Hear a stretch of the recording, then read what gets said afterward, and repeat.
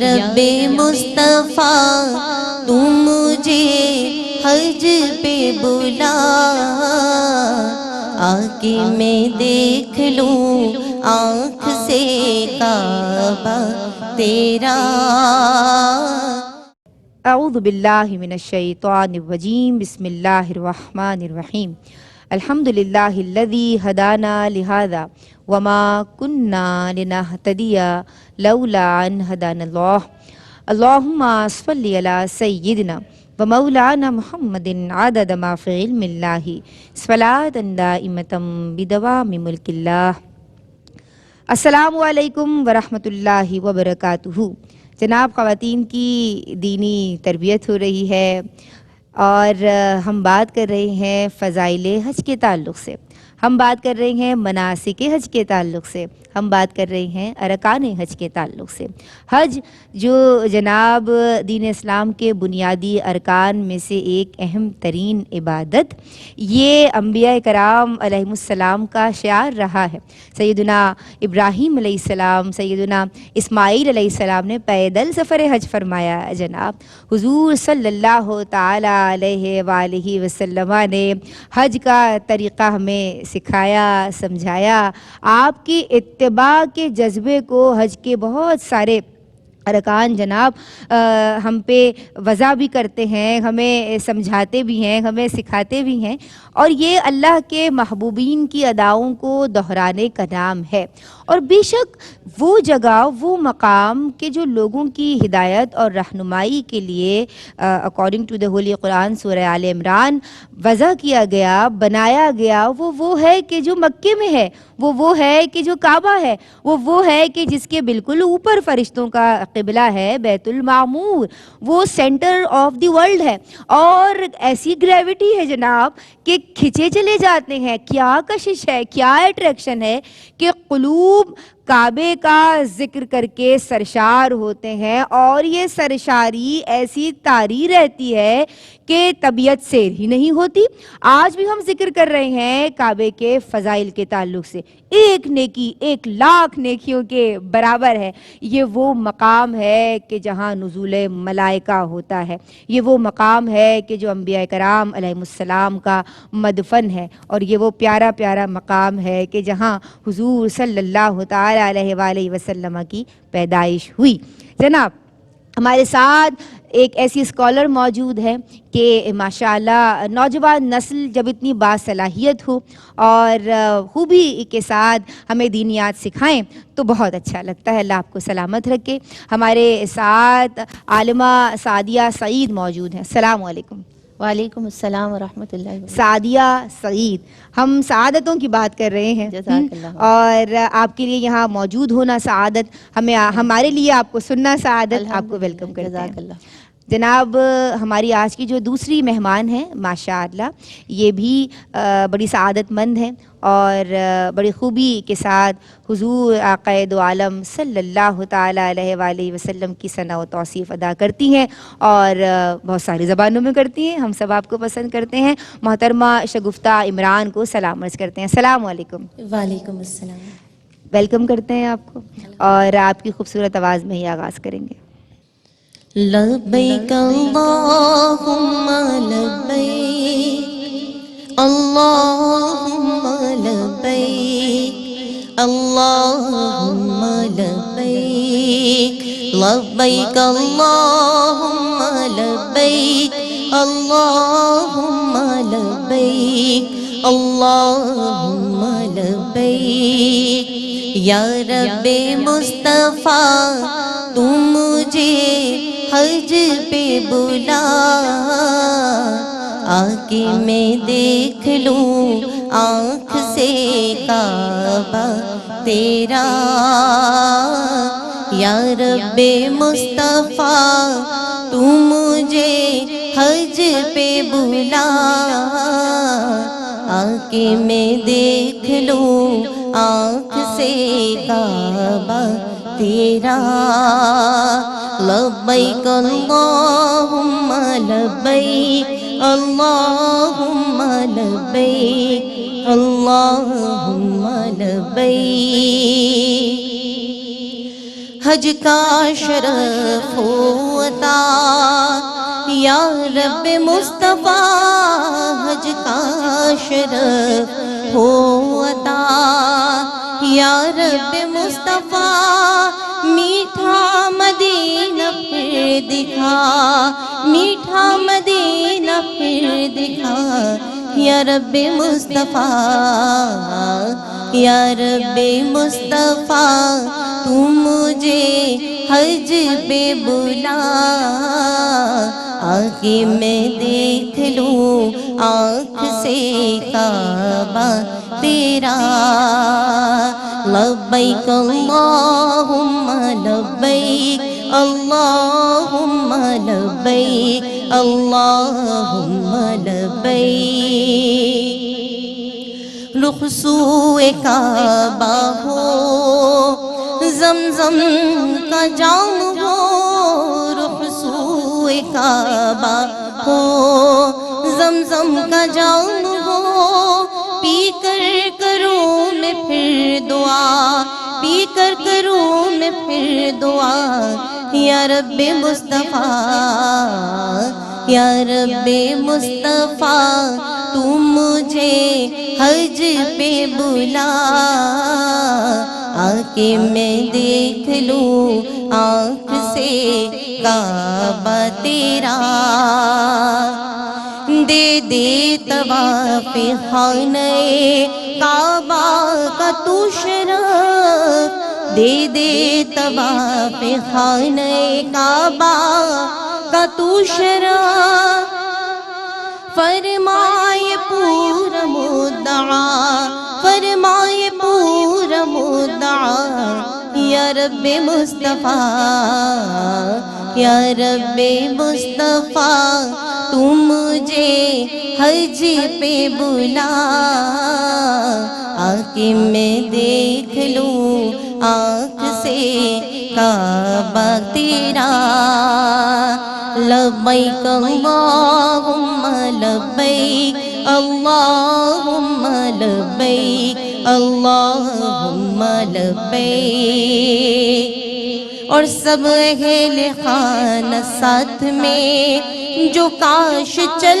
پڑے، سب اہل خانہ ساتھ میں جو کاش چل پڑے، مکہ مدینہ قافلہ، مکہ مدینہ قافلہ یا رب مصطفیٰ، یا رب مصطفیٰ، تو مجھے حج پہ بلا، آکے میں دیکھ لوں آنکھ سے کعبہ تیرا، لبیک اللہم لبیک، اللہم لبیک، اللہم لبیک، لبیک اللہم لبیک، اللہم لبیک، اللہم لبیک۔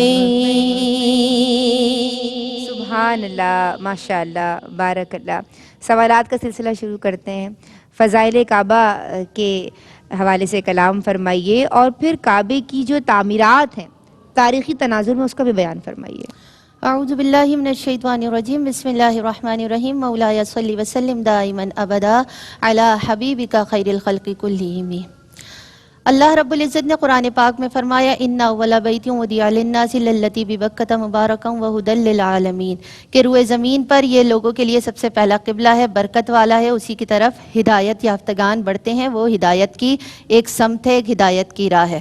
اب یہ جو خانہ کعبہ ہے، دنیا میں انسان کہیں بھی رہے، اس کا رخ جب وہ نماز کے لیے کھڑا ہوتا ہے تو اسی سمت ہوتا ہے کہ جس سمت کعبہ ہے، کعبۃ اللہ کی یہ فضیلت ہے۔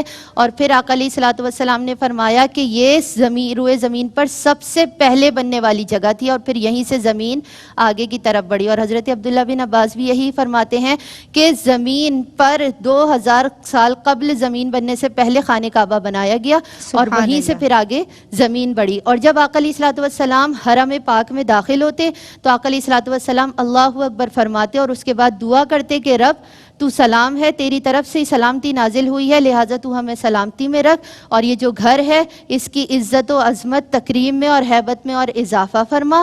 اور پھر آقا علیہ الصلوۃ والسلام یہ بھی فرماتے جو اس کا حج یا عمرہ کرے اس کی بھی عزت و تکریم میں اضافہ فرما۔ اور پھر ہم سب کو پتہ ہے، ہم بارہا سنتے ہیں کہ خانہ کعبہ پر روزانہ 120 رحمتیں نازل ہوتی ہیں، 60 طواف کرنے والوں کے لیے، 40 نماز پڑھنے والوں کے لیے، اور 20 اس کو دیکھنے والوں کے لیے جو محبت سے دیکھتے ہیں۔ اور پھر یہ بھی آقا علیہ الصلوۃ والسلام نے فرمایا کہ جو محبت سے خانہ کعبہ کو دیکھتا ہے ایمان کی حالت میں ثواب کی نیت سے، تو اللہ رب العزت اس کے اگلے پچھلے گناہ بھی معاف فرماتا ہے، اور کل وہ قیامت کے دن امن والوں کے ساتھ کھڑا ہوگا۔ سبحان اب اللہ۔ اگر ہم دیکھیں کہ تعمیرات کعبہ کا جو تاریخی پس منظر ہے، تو علماء اور مورخین بیان یہ کرتے ہیں کہ کم و بیش، کیونکہ کسی کو بھی صحیح تعداد نہیں پتہ ہے، کم و بیش 10 مرتبہ خانہ کعبہ کی تعمیر ہوئی۔ اور اگر ہم اس کو دیکھتے ہوئے آئیں ایک ترتیب سے، تو سب سے پہلے خانہ کعبہ کی تعمیر ملائکہ نے کی، اس کے بعد حضرت آدم علیہ السلام نے کی، پھر حضرت آدم علیہ السلام کی اولاد نے کی، پھر حضرت ابراہیم علیہ السلام اور اسماعیل علیہ السلام نے کی، پھر ان کے بعد قبیلہ عمالقہ نے کی، پھر قبیلہ جرہم نے کی، پھر اس کے بعد عبداللہ بن زبیر نے کی، پھر یوسف بن حجاج بن یوسف نے کی، اور آخر میں سلطان مراد خان نے کی۔ اس طرح یہ 10 مرتبہ خانہ کعبہ کی تعمیر ہوئی۔ اس کی بنیادیں ختم نہیں ہوئی تھی، کیونکہ لوگوں کو پتہ تھا وہاں پہ، کیونکہ انبیاء کرام کا ظہور اس زمین پر ہوا ہے، وہاں انبیاء کرام تشریف فرمایا، اور سب سے بڑی بات آقا علیہ الصلوۃ والسلام کی جائے پیدائش وہ جگہ ہے۔ تو طوفان نوح کے بعد بھی اگر تعمیر ہوئی ہے تو بنیاد اپنی جگہ موجود تھی، اس کو دوبارہ سر نو تعمیر کیا گیا ہے۔ اہل قریش میں ہم دیکھتے ہیں تاریخ کے اگر اوراق پلٹتے ہیں کہ نسبی تفاخر ہمیں نظر آ رہا ہے، استغفر اللہ، برہنہ ہو کے خانہ کعبہ کا طواف کیا جا رہا ہے، پھر کچھ ایسے ایکشنز ہیں، کچھ ایسے اشارے ہیں جو اس وقت کیے جا رہے ہوتے تھے یعنی دوران طواف۔ تو یہ تمام معاملات ہم عہد رسالت مآب صلی اللہ تعالیٰ علیہ وآلہ وسلم میں کیا دیکھتے ہیں؟ آپ نے کس طرح یعنی اصلاحات فرمائیں؟ دیکھیے آقا علیہ الصلوۃ والسلام نے جب کعبۃ اللہ شریف میں آقا علیہ الصلوۃ والسلام تشریف لائے تو 360 بت سب کو پتہ ہے کہ رکھے ہوئے تھے، اور بتوں کی بیسیکلی جب وہ وہاں پر کسی عبادت کے لیے جاتے تھے تو وہ وحدہ لا شریک رب کی عبادت نہیں کرتے تھے۔ آقا علیہ الصلوۃ والسلام نے یہ بھی بتایا کہ وہ رب ایک ہے، عبادت یہاں صرف اسی رب کی ہونی ہے۔ وہ وہاں بتوں کی عبادت کیا کرتے تھے، مطلب بتوں کو پوجا کرتے تھے، اور پھر جو طواف کرتے تھے ان کا مقصد یہ ہوتا تھا، تعویلات وہ یہ پیش کرتے تھے کہ ہم اس طرح سے طواف کریں جیسے ہم اس جہاں میں پہلے دن آئے تھے، ہماری ماؤں نے جنم دیا تھا، تو ان کی ایک اپنی تعویل تھی۔ تو آقا علیہ الصلوۃ والسلام نے اس رسم کو ختم کیا، کیونکہ وہ اتنی پاک جگہ کہ وہاں کوئی ایسا تصور نہیں کر سکتا۔ آقا علیہ الصلوۃ والسلام نے پھر یہ بتایا کہ یہ اتنی مبارک جگہ ہے، رب العزت کی یہاں رحمتیں نازل ہوتی ہیں، تو اس چیز کو آقا علیہ الصلوۃ والسلام نے ختم کروایا۔ یہ ایک لوگوں کی گمراہی تھی جس کی بنا پر یہ سارے کام ہو رہے تھے، اور پھر صرف یہ بتایا کہ صرف وحدہ لا شریک رب کی عبادت کرنی ہے، تو بتوں کو بھی ہٹایا گیا۔ اور پھر ایک اور چیز تھی کہ شعر و شاعری اپنے آباء و اجداد کے لیے کی جاتی تھی، تو آقا علیہ الصلوۃ والسلام نے اس کو بھی ختم کیا، اور جوا، شراب، یہ ساری برائیاں وہاں پھیلی ہوئی تھی۔ سرکار دو عالم صلی اللہ علیہ وآلہ وسلم جب مکہ مکرمہ میں آئے، تشریف لائے، تو اس وقت آقا علیہ الصلوۃ والسلام نے ان ساری رسومات کو ختم کی، اور صرف وہاں پہ حج بیت اللہ اور عمرہ کے لیے لوگ جاتے ہیں، اور جو طریقے ہمیں مناسک حج اور عمرے کے مناسک سکھائے گئے اسی کو کیا جاتا ہے، اور جو طواف کیا جاتا ہے وہ بھی اللہ رب العزت کے لیے خالصتاً کیا جاتا ہے، وہ کسی اور شے کے لیے نہیں کیا جاتا۔ ماشاءاللہ، سبحان اللہ، بڑی خوبی کے ساتھ آپ نے جامع کلام فرمایا ہے، اور میں بڑا سراہنا چاہوں گی آپ کو، اللہ آپ کو سلامت رکھے۔ اور محترمہ شگفتہ عمران، آپ کی آواز میں ایک آخر میں ہم کلام شامل کریں گے۔ جناب، آج ہم نے فضائل کعبہ کے تعلق سے کلام کیا ہے، حضور نے اصلاحات فرمائیں، بت پرستی کو ختم کیا، بتوں کو توڑ دیا، دلوں کو غیر اللہ کے خیال سے فارغ کیا، سمجھا دیا کہ جناب کام کوئی بھی ہو، آپ کا معمول کوئی بھی ہو، لیکن قلب میں یاد الہی مجزن رہنی چاہیے، قلب میں اللہ تبارک و تعالی کا ذکر ہو، اس کی یاد ہو، اور عشق الہی کو اجاگر کرنے والے ہمارے قلوب میں سرکار دو عالم صلی اللہ تعالی علیہ وآلہ وسلم نے ایسی اصلاحات فرمائیں کہ جناب اب جو کعبہ جاتا ہے اس کو امن بھی ہے، جس طرح سے ہولی قرآن میں فرمایا گیا ہے، سلامتی بھی ہے، اور رحمتوں کا، برکتوں کا یقیناً ہمیشہ سے وہاں نزول ہوتا چلا آ رہا ہے اور ہوتا چلا آئے گا۔ تو دعا یہ ہے کہ ARYQ TV کی وساطت سے جہاں جہاں تک یہ پروگرام دیکھا جا رہا ہے، آپ سب کو حج بیت اللہ کی سعادت نصیب ہو اور باادب حاضری نصیب ہو، بار بار نصیب ہو. ہم سب کو اپنی دعاؤں میں یاد رکھیے گا. کوئی کمی بیشی رہ گئی ہو تو اللہ تبارک و تعالی ہم سب کو معاف فرمائے اور ہم سب کی صحیح کو اپنی بارگاہ میں قبول و منظور فرمائے. میری جانب سے فی امان اللہ. السلام علیکم ورحمۃ اللہ. شگفتہ ہے سلامی جزانا آپ کے دربار میں، ہے سلامی جزانا آپ کے دربار میں. کاش میرا بھی ہوا نا آپ کے دربار میں. کاش میرا بھی ہوا نا آپ کے دربار میں. آؤں میں ایک بار طیبہ اور پھر آتا رہوں. آؤں میں ایک بار طیبہ اور پھر آتا رہوں. بس رہے یوں آنا جانا آپ کے دربار میں. بس رہے یوں آنا جانا آپ کے دربار میں. روح پرور یوں نہ ہوگا جالیوں کے سائے میں. روح پرور یوں نہ ہوگا جالیوں کے سائے میں. آپ کو نعتیں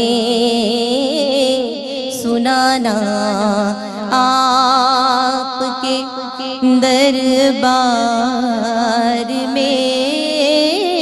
آپ کو نعتیں سنانا آپ کے دربار میں.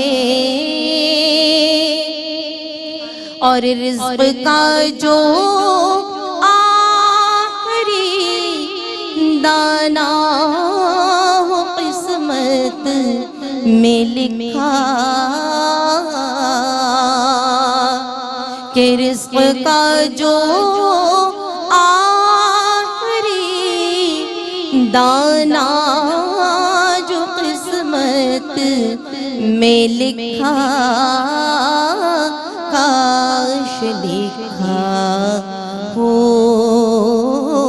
وہ دانا آپ کے دربار میں. کاش لکھا ہو وہ دانا آپ کے دربار میں. یا رب مصطفیٰ تو مجھے حج پہ بلا آ کے میں دیکھ لوں آنکھ سے کعبہ تیرا. یا رب مصطفیٰ تو مجھے بلا آ کے میں دیکھ